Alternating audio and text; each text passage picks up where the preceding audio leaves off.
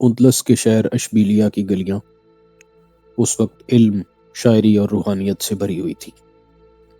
مساجد میں فقہ کے دروس، خانقاہوں میں ذکر کی محفلیں اور بازاروں میں زندگی کی چہل پہل۔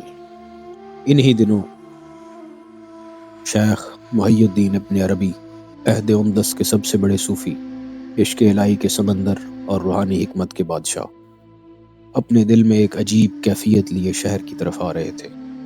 وہ نوجوان تھے مگر ان کا دل پہلے ہی کئی رازوں سے بھرا ہوا تھا۔ وہ چہل قدمی کے لیے نکلے اور اسی سیر میں ان کی ملاقات ایک ایسے بچے سے ہوئی جس نے ان کی زندگی بدل دی۔ وہ بچہ جو حقیقت کا چراغ لے کر آیا تھا۔ ایک چھوٹی سی گلی میں ایک لڑکا بیٹھا تھا، سادہ لباس، گہری آنکھیں، ہاتھ میں مٹی کا پیالہ اور چہرے پر عجیب نور۔ وہ مٹی کے گھروندے بنا رہا تھا، جیسے پورا جہان اسی میں قید ہو۔ ابن عربی وہاں رک گئے اور محبت سے پوچھا، بیٹا کیا بنا رہے ہو؟ لڑکے نے سر اٹھا کر دیکھا، آنکھوں میں ایسا سکون جیسے صدیوں کی معرفت جمع ہو۔ کہنے لگا، میں گھر بنا رہا ہوں، مگر ایسا گھر جو کبھی ٹوٹے گا نہیں۔ ابن عربی چونک گئے۔ یہ جملہ کسی بچے کے منہ سے سننے میں انہیں بہت حیرانی ہو رہی تھی۔ یہ دل کے سمندر کی بات تھی۔ بچے کی زبان میں حقیقت کا سمندر دیکھ کر ابن عربی مسکرا دیے۔ پوچھا، کیسا گھر جو ٹوٹے گا نہیں؟ دنیا کے سارے گھر تو مٹی کے ہیں۔ لڑکا مسکرایا۔ وہ مسکراہٹ دل کا دریچہ کھولتی تھی۔ کہنے لگا، دنیا کے گھر ٹوٹتے ہیں لیکن جو گھر دل میں بسایا جائے وہ کبھی نہیں ٹوٹتا۔ میں وہی گھر بنا رہا ہوں، اللہ کی محبت کا گھر۔ ابن عربی خاموش ہو گئے۔ دل تھر تھرا اٹھا۔ یہ الفاظ، یہ نور، یہ معنویت ایک بچے کے دل میں کیسے سما گئی؟ انہوں نے پوچھا، بیٹا تمہیں یہ باتیں کس نے سکھائی؟ لڑکے نے کہا، شیخ سچائی سکھائی نہیں جاتی، سچائی محسوس کی جاتی ہے۔ جب دل میں اللہ اتر جائے اسے کوئی علم نہیں چاہیے، اس کا رازدار اللہ بن جاتا ہے۔ اس کے سارے علوم اللہ کی طرف سے اسے سکھائے جاتے ہیں۔ ابن عربی کے دل کے دروازے کھل گئے۔ وہ حیرت سے بیٹھ گئے۔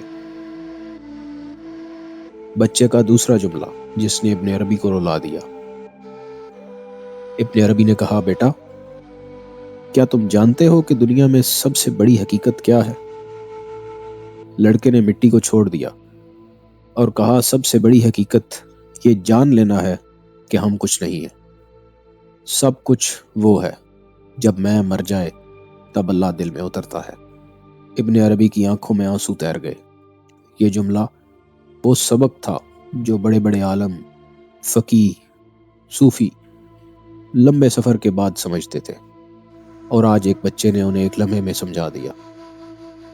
ابن عربی حیران تھے۔ بچہ اٹھ کر بولا، شیخ کیا میں آپ سے سوال پوچھ سکتا ہوں؟ ابن عربی نے کہا، ہاں بیٹا پوچھو۔ بچے نے کہا، آپ خدا کو کہاں ڈھونڈتے ہیں؟ کتابوں میں، دلیلوں میں یا اپنے دل میں؟ ابن عربی پر جیسے بجلی گر گئی۔ انہوں نے کبھی خود سے یہ سوال نہیں پوچھا تھا۔ بچہ آگے بولا، ہر چیز باہر تلاش مت کرے، جو تلاش کرنے والا خود اپنے اندر موجود نہیں، وہ باہر بھی نہیں ہے۔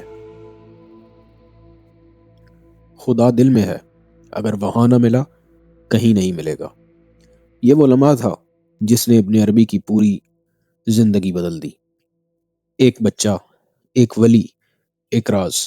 ابن عربی اٹھے، بچے کے سر پر ہاتھ پھیرا اور کہا، بیٹا تم کون ہو؟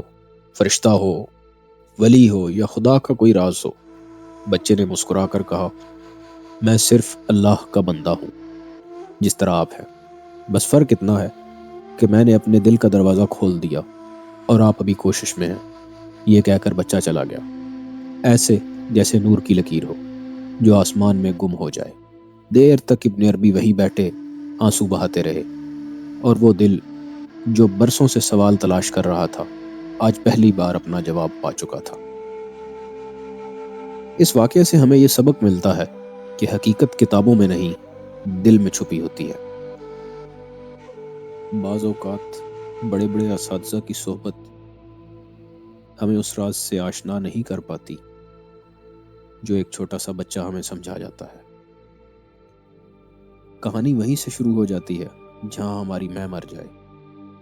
اللہ کی قربت دلیل سے نہیں، دل کی صفائی سے ملتی ہے، اور سب سے بڑا سبق بھی یہی ہے کہ جس دل میں اخلاص ہو وہی دل حقیقت دیکھ بھی سکتا ہے اور حقیقت پا بھی سکتا ہے۔